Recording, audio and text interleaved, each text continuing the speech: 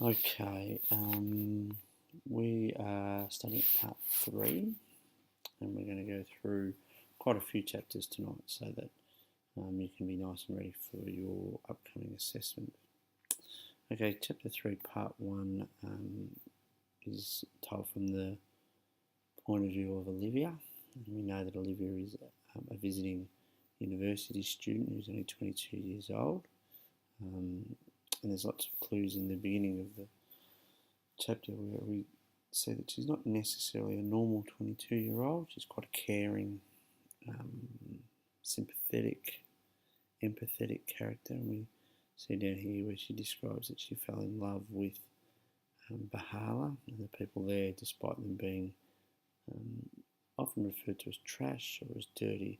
We see down here in the bottom where she refers to them as beautiful.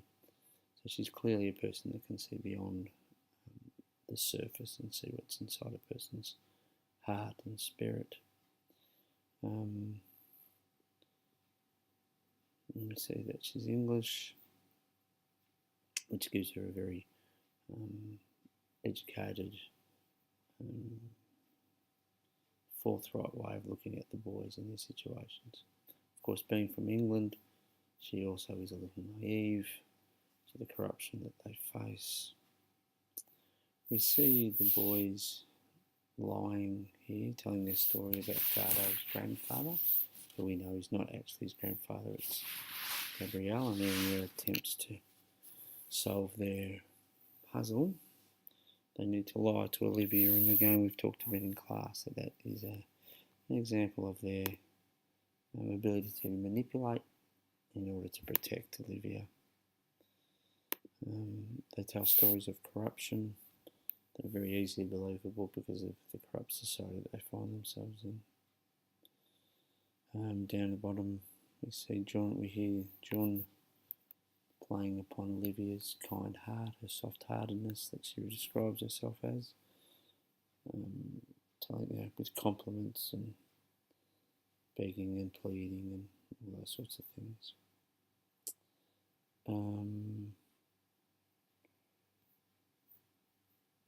And then we see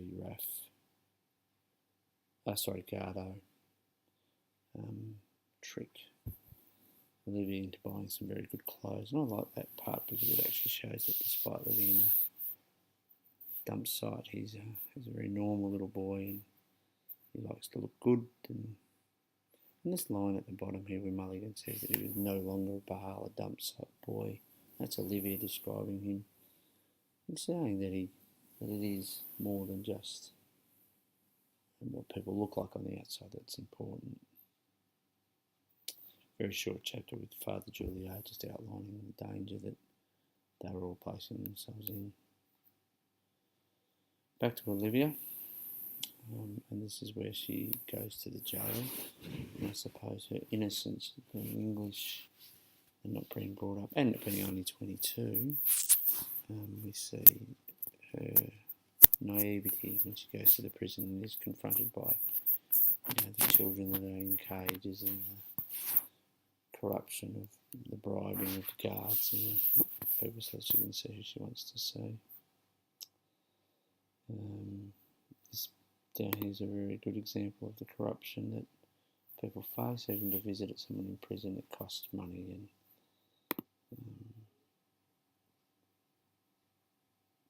he asked for, I'm just trying to find it, he was asking for a receipt up the bottom, bottom down here, insinuating that the governor's busy and if you can only just give me the money, then this will all happen very quickly. And Olivia plays along with that, telling that she doesn't need a receipt. And then finally, down the bottom here, she is welcomed, but that's only after she's paid all the money. Here we see this is chapter 4, part 3, I think we're in. And we see lots of the corruption, lots of the setting that these boys and these people live in. People kept in cages and not cells.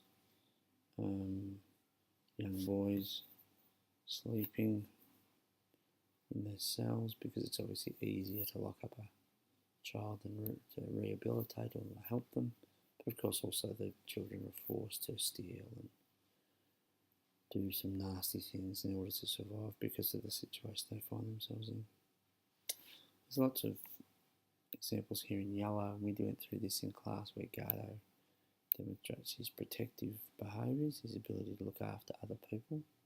We've seen it with Gardo. My mistake. We've seen it with Raphael early in the book, but again, in this very foreign situation, we see that he's very protective of Olivia, putting his hand in mine and steadying it, keeping his hand over mine, Gardo holding her arm. Gardo was there, so this presence that he provides is a bit of security for Olivia. And on the other side, he's the one that's encouraging Olivia to continue to go, despite him being just the child. This is where we meet Gabriel Alondres, which we know is Jose Angelico's grandfather. And of course, Gardo has told Olivia that it was his grandfather in order to get her to take him to the prison, but this is where Olivia realises that that's not actually the case, and that there's been a trick played on her, but as we know, it's probably for her own protection. The purple and the pink talks about the corruption, and the money that people paying bribes to get to see Gabriel because he's obviously an important character in history.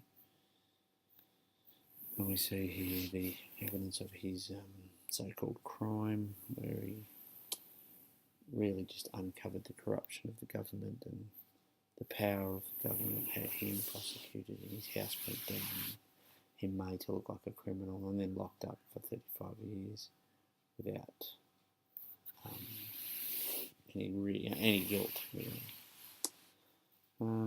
Little one from Gardo, we see here, and despite their lying and their stealing and their cheating, they're actually honourable young men.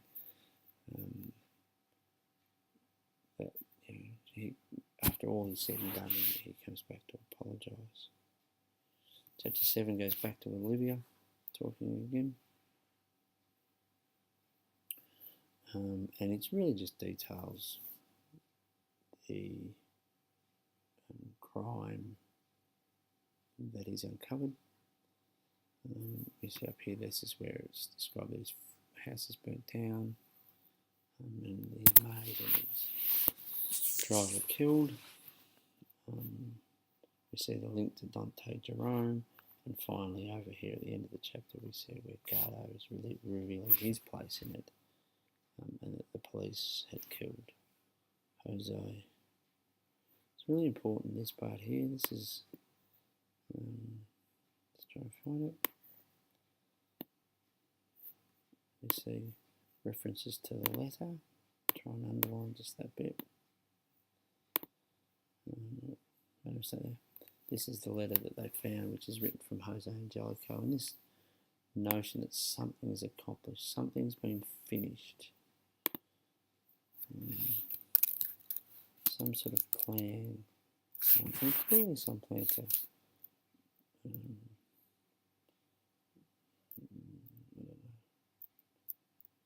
present, try to think of a better word, present the corruption, or uncover the corruption is probably better.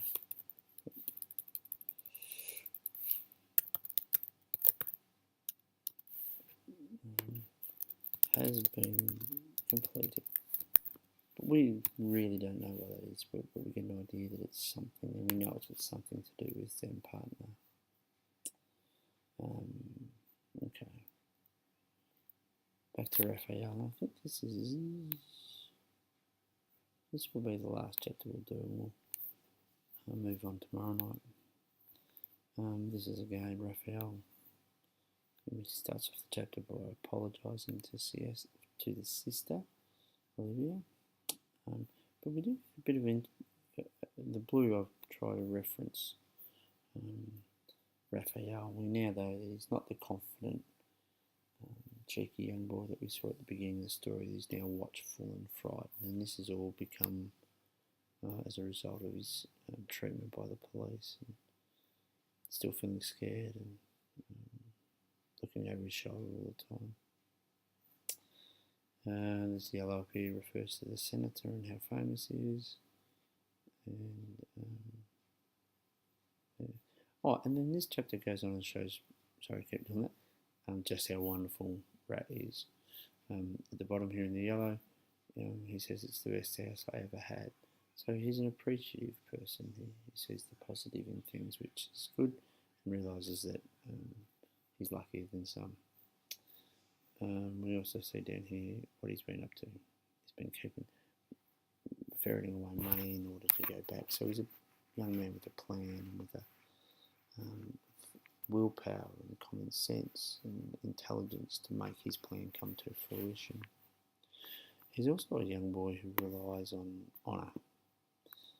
I put a note in there, I think, something about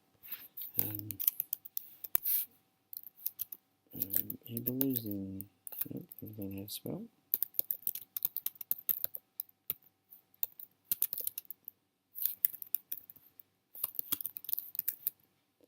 And this is probably because he's lived in a world where it's been very hard to trust people.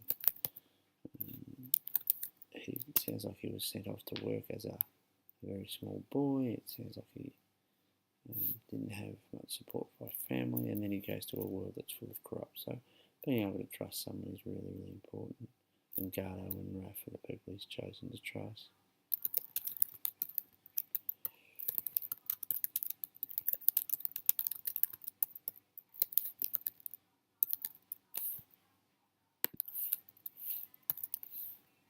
Okay, so we're nearly done.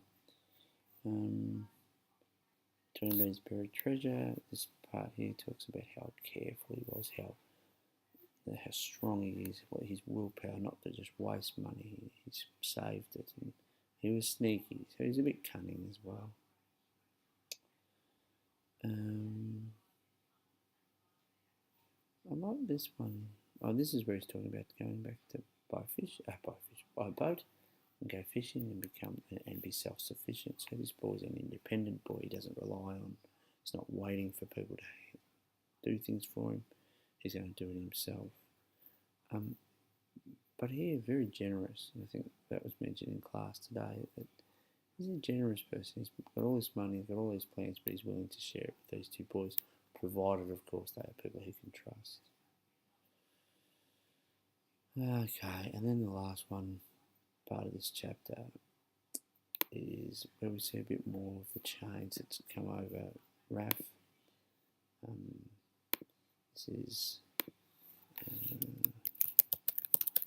These are the changes to Raph after his interrogation by the police. He's now frightened, wet in the bed, shy and scared. And that's very different to the boy we met at the first videos and in the first chapters. Okay, we'll leave it there, and then we'll go on to chapter 9 next time.